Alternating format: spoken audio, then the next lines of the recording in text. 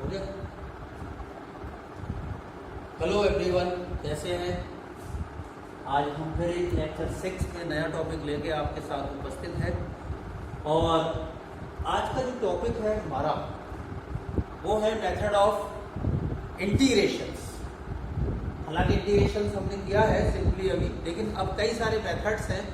ये मेथड्स ऐसे हैं जो कि फंक्शंस हमारे हैं, उन फंक्शंस को हम सिंपल फॉर्म में चेंज करके फिर से हम उसको इजीली इंटीग्रेट कर सकते हैं। तो यहाँ हमारा जो फर्स्ट मेथड है इंटीग्रेशन का वो है इंटीग्रेशन बाय सब्स्टिट्यूशन। इसमें देखिए इसका नाम ही है इंटीग्रेशन बाय सब्स्टिट्यूशन, यानी प्रतिस्थापन द्वारा समाकलन। यानी कोई एक इंटीग्रेशन में अगर फंक्शन इस तरह से है कि वो कंबाइंड की फॉर्म में लिखा है और हम उसको सिंपली इंटीग्रेट नहीं कर सकते हैं, तो हम उसे एक नया वेरिएबल मान लेते हैं और डिफरेंशिएशन करके उसको फिर से इंटीग्रेशन की फॉर्म में ले आते हैं और इजीली हम उसको इंटीग्रेट कर लेते हैं। तो यहाँ हमने एक फंक्शन मान लिया i बराबर integrate f of g x g dash x dx। Equation number 1 हमने इसको मान लिया। अब हमें मान लीजिए इस फॉर्म में अगर कोई लिखा है तो कैसे हम इंटीग्रेट करें। तो वी सब्स्टिट्यूट ये जो अंदर का फंक्शन है हमारा g ऑफ x, इसको हमने एक नया वेरिएबल मान लिया t। फिर क्या करते हैं, हम डिफरेंशिएशन का रूल लगाते हैं, यानी हम अगर इसको डिफरेंशिएट कर दें विद रिस्पेक्ट टू x या t, तो g डैश x dx बराबर t का dt। ये दोनों ही वैल्यू को हम पुट कर देते हैं equation number 1। From 1 i is equal to integrate f of g of x की जगह हमने t कर दिया और g डैश x की जगह हमने dt पुट कर दिया। अब अगर आप देखें तो जो इंटीग्रेशन हमने क्वेश्चन किए हैं लेक्चर 4, 5, 3 में या 1 में, अब ये उसी की फॉर्म का एक क्वेश्चन बन जाएगा जिसको कि हम आसानी से इंटीग्रेट कर सकते हैं। और जब हम इस पूरे फंक्शन को इंटीग्रेट कर लेंगे तो जो हमने t की वैल्यू मानी है x की टर्म में वो हम पुट कर देंगे और वही हमारा जो है वो फाइनल आंसर होगा। तो we can integrate it easily. ये हमारा है प्रतिस्थापन द्वारा समाकलन। अब इसमें कई सारे और टॉपिक्स हैं, जैसे अब मान लीजिए अगर हमारा इंटीग्रल इस फॉर्म में हो कि फंक्शन के अंदर जैसे हमारे पास लिखा है sin x, अब मान लीजिए वो sin x ना लिख के sin ऑफ 5x + 4 लिखा हो, यानी फंक्शन में कुछ एक आध टर्म और जुड़ी हुई हो, तो हम क्या करेंगे। तो मान लिया हमने i बराबर integrate f of ax + b dx, इसको हमने 1 मान लिया। फिर वही करना है यहाँ पे हमें कि ये जो पोर्शन है हमारा अंदर वाला, क्योंकि हमारा एक जो निश्चित एम है, जो उद्देश्य है वो ये है कि जो अंदर हमारा एक वेरिएबल लिखा है इसमें कई सारी टर्म है जैसे ax + b, ये हमारा एक सिंगल टर्म में आ जाए। तो ax + b बराबर p। डिफरेंशिएट हमने इसको कर दिया विद रिस्पेक्ट टू t, तो a x का dx ओवर dt, b का 0 होगा। आप जानते हैं किसी भी कांस्टेंट का डिफरेंशिएशन करते हैं तो हम 0 होता है और t का हमारा क्या हो गया 1। या हम इसको डिफरेंशियल की फॉर्म में भी लिख सकते हैं a dx बराबर dt।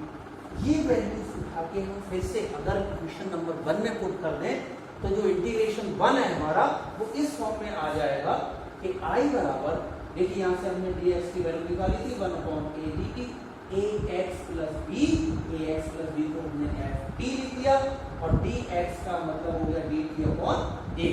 तो ये अगर इतना इंटीग्रेशन हम देखें अंदर का पोर्शन, फिर से ये एक सिंपल इंटीग्रेशन की फॉर्म में बन गया और एक ही वेरिएबल आ रहा है t, इसको हम आसानी से इंटीग्रेट कर सकते हैं।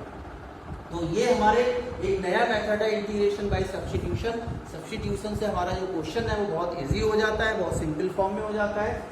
इसमें अब हम नेक्स्ट चलते हैं। नेक्स्ट क्या है, अब मान लीजिए हमारा जो इंटीग्रेशन है वो अगर f ऑफ ax + b की फॉर्म में ना होके डिवीजन की फॉर्म में, तो देखिए उसमें हम क्या करेंगे। b part, integral of the form, integrals of the form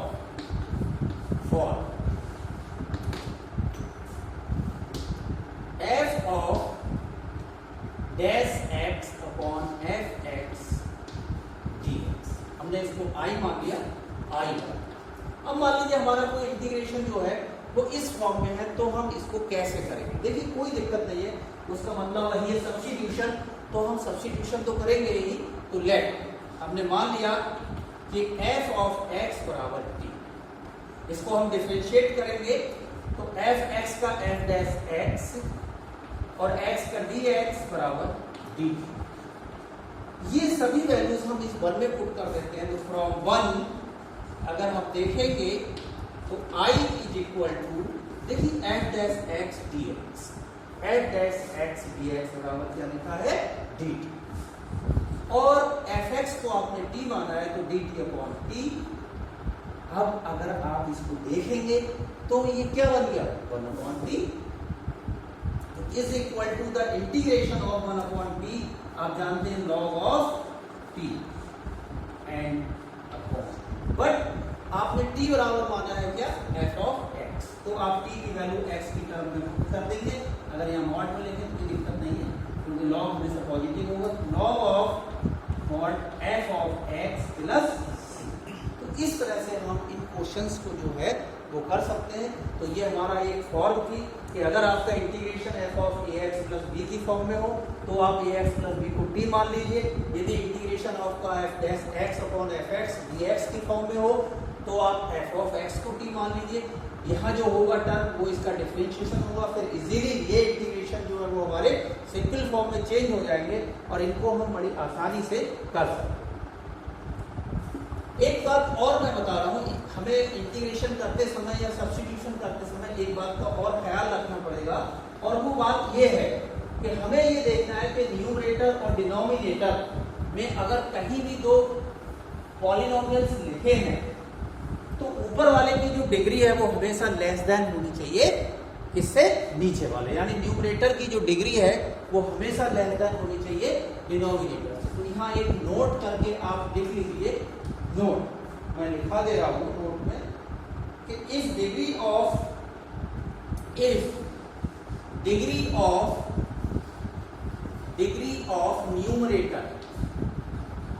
numerator is greater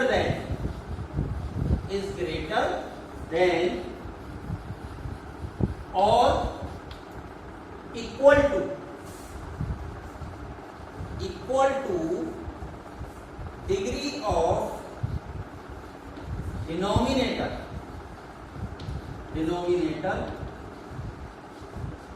then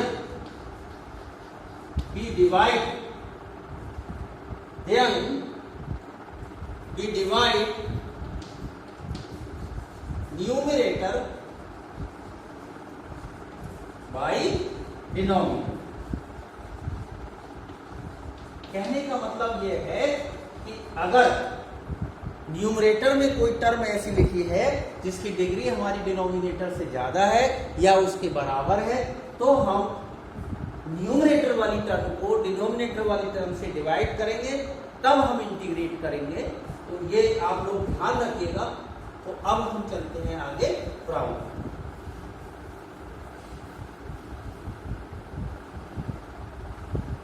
problem number 1, integrate e to the power 5x plus 4 dx। देखिए हमारे पास में क्वेश्चन लिखा है e to the power 5x plus 4 dx, इसका हमें integration करना है। तो अगर हम देखें तो 5x प्लस 4 लिखा है, अगर खाली हमारे पास होता है e की पावर x तो इसको इजीली हम इंटीग्रेट कर देते, क्योंकि इंटीग्रेट e की पावर x का आपने देखा है क्या होता है e की पावर x। तो हम यहाँ लेट करेंगे सॉल्यूशन। हमने ले लिया i equal to e to the power 5x plus 4 dx, ये हमको 1 मान लीजिए गिवन है। तो हम यहाँ लेट या सब्स्टिट्यूट करेंगे 5x plus 4 is equal to t, या 5x का dx और t का dt। 5 ऐसे ही रहेगा कांस्टेंट है, यहां से हम dx की वैल्यू निकाल लेते हैं। तो dx is equal to 1/5 dt। ये सभी वैल्यू हम सब्स्टिट्यूट कर देते हैं 1 में। तो फ्रॉम 1 अगर हम 1 से देखें तो i इज इक्वल टू 1/5। अब आपने देखिए 5x प्लस 4 को आपने क्या माना है t, तो आप यहां रख सकते हैं t। dx की वैल्यू आपने निकाली है 1/5। अब चूंकि 1/5 एक इंटीग्रेशन तो सॉरी एक कांस्टेंट है, इसलिए हमने इसको बाहर लिख लिया d। अब आप इसको इजीली कर सकते हैं, तो i इक्वल टू 1/5। आप ये भी जानते हैं कि e की पावर t का जो इंटीग्रेशन होता है, फार्मूला आपको लिखा दिया गया है, वो e की पावर x ही होता है, यानी e की पावर t प्लस c। मैं यहाँ साइड में एक बार लिख देता हूँ कि इंटीग्रेशन ऑफ e की पावर x dx बराबर e की पावर x प्लस c। अब देखिए मैंने आपसे बोला था कि ये हमारा सिंपली इंटीग्रेट हो गया। देखिए ये सिंपल फॉर्म आ गई और ये हमने इसको सिंपली इंटीग्रेट कर दिया। अब हमने t बराबर माना है 5x प्लस 4, तो जिस आंसर में जहां t आ रहा है वहां हम 5x प्लस 4 रख देंगे, तो 1/5 e to the power 5x plus 4 plus c answer. तो इस तरह से आपने देखा कि हमने 5x प्लस 4 को t मान लिया और t मान के हमने उसको एक सिंगल टर्म में जो फंक्शन था वो आ गया और फिर इजीली हमने उसको इंटीग्रेट कर लिया। ऐसे ही क्वेश्चन नेक्स्ट प्रॉब्लम कराता हूं मैं आपको।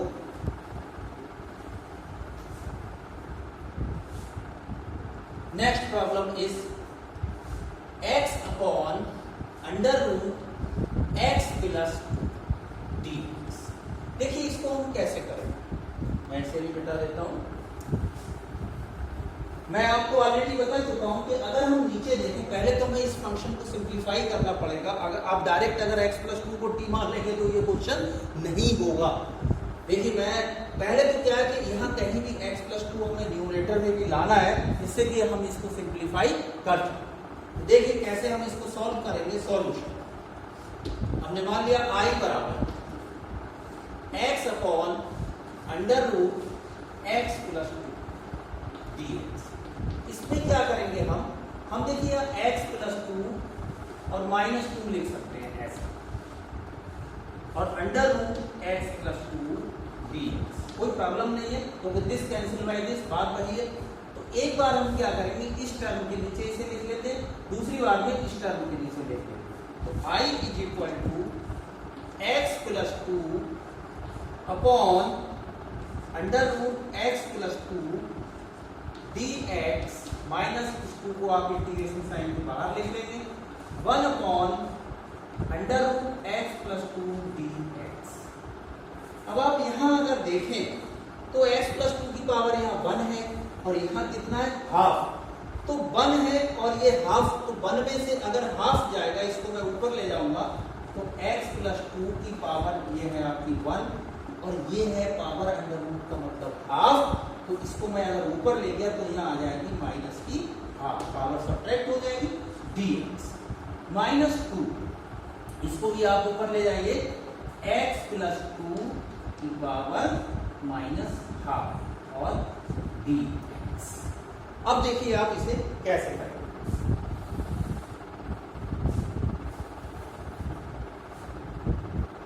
इक्वल टू 1 में से हाफ चला गया आपका, तो आपका माइनस का हाफ बचा, प्लस का हाफ, सॉरी x प्लस 2 और 1 में से हाफ गया तो हाफ बचा dx माइनस 2, यहां आपका लिखाई हुआ है x plus 2 minus half dx। अब देखिए कोई फर्क नहीं पड़ रहा है, x हमारे पास सिंगल है, अकेला लिखा हुआ है, तो हम इसको जैसे हमारे पास जो फार्मूला होता है आपने पढ़ा है कि x की power n dx equal to x to the power n plus 1 अपॉन n प्लस 1 प्लस c। तो वही हम लगा देते हैं, फर्क इतना है केवल कि x की जगह हमारा x प्लस 2 है। तो चलिए, तो x प्लस 2 की पावर n की जगह हाफ है, half plus 1 upon half plus 1 minus 2। यहाँ भी देखिए x प्लस 2 की पावर माइनस हाफ प्लस 1 और यहाँ भी माइनस हाफ प्लस 1 और 1। अगर आप यह देखेंगे तो 2 बन जा 1 2 और 1 3, यानी x प्लस 2 की पावर 3/2।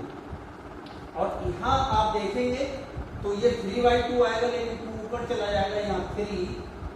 अब यहाँ देखिए प्लस का हाफ बचेगा, 1 में से हाफ गया तो हाफ और हाफ ऊपर चला जाएगा 2, तो 2 2 जा 4, ये आएगा x प्लस 2 और 1 में से ये जाएगा आपका, तो ये केवल हाफ रह जाएगा और ये आपका answer. Next integrate of sine square x dx. देखिए यहाँ कैसे करेंगे आप सॉल्यूशन। मैंने आपको दो फार्मूले लिखाए थे ट्रिग्नोमेट्री के, हम फार्मूले जानते हैं। सॉल्यूशन हमने मान लिया कि sine square x dx I is trigonometry का फार्मूला आपने देखा होगा कि cos 2x इक्वल टू आपके पास में होता है 1 minus 2 sign square x.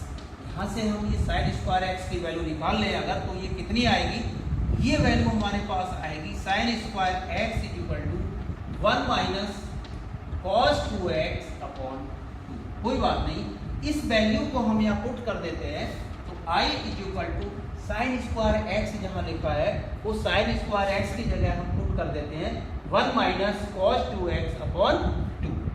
1 minus cos 2x upon 2 dx equal to 1 upon 2, इसको हम बाहर लिख लेते हैं, dx minus 1 upon 2 cos 2x dx। अब देखिए ये केवल अगर x होता मेरे पास तो cos x का इंटीग्रेशन मैं सिंपली sin x पुट कर देता, बट यहाँ मेरे पास लिखा है 2x, तो मैं लेट कर लेता हूँ सेकंड इंटीग्रेशन में। पहले आप यहाँ देख लीजिए 1 अपॉन 2 dx का इंटीग्रेशन x हो गया minus half cos 2x dx। अब पहले वाला तो हमारा हो गया, लेकिन अभी सेकंड पार्ट जो है इसका रह गया है, तो सेकंड पार्ट में देखिए मैं क्या कर रहा हूँ, मैं यहाँ लेट कर लेता हूँ, let 2x is equal to t। तो यहाँ से अगर हम देखें ये चीज केवल आपको सेकंड इंटीग्रल में पुट करना है, पहला तो हमने इंटीग्रेट कर लिया, इस वाले x से कोई मतलब ही नहीं है। तो 2 dx is equal to dt, अगर हम dx की वैल्यू निकालें तो dt अपॉन 2। तो this implies i equal to 1 upon 2x। देखिए ये पहली टर्म हमने ऐसे ही लिख दिया, माइनस 1/2 माइनस 1/2 cos, अब हमने 2x को क्या माना है, t, cos t इसको पुट कर देंगे dt is equal to half x minus 1/2। और आप सभी जानते हैं कि cos t का जो इंटीग्रेशन होता है वो sin t होता है, तो मैं यहाँ sin t लिख देता हूँ और प्लस एक कांस्टेंट c। अब देखिए t की वैल्यू क्या आएगी, यहाँ से क्या है 2x, तो जहां आपका t आ रहा है वहां आप 2x पुट कर देंगे, वही आपका आंसर हो जाएगा। This is the answer. कोई बात नहीं, आज के लिए मैं इतना ही करा रहा हूं, कल एक बार फिर हम कुछ नए तरह के क्वेश्चन लेके आपके सामने उपस्थित होंगे, और मैं यहाँ एक क्वेश्चन केवल आपको असाइनमेंट में दे रहा हूं, और वो क्वेश्चन है कि integrate cos square x dx। अभी मैंने आपको साइन स्क्वायर एक्स का कराया है, और अब आप cos स्क्वायर एक्स dx का क्वेश्चन स्वयं करेंगे। देखिएगा cos 2x का एक फार्मूला होता है 2 cos स्क्वायर एक्स माइनस 1, उस फार्मूले को अगर आप लगाएंगे तो सिंपली बिल्कुल इसी क्वेश्चन की तरह हो जाएगा। तो मैं यहाँ इस लेक्चर को वाइंड अप करता हूँ। Thank you very much.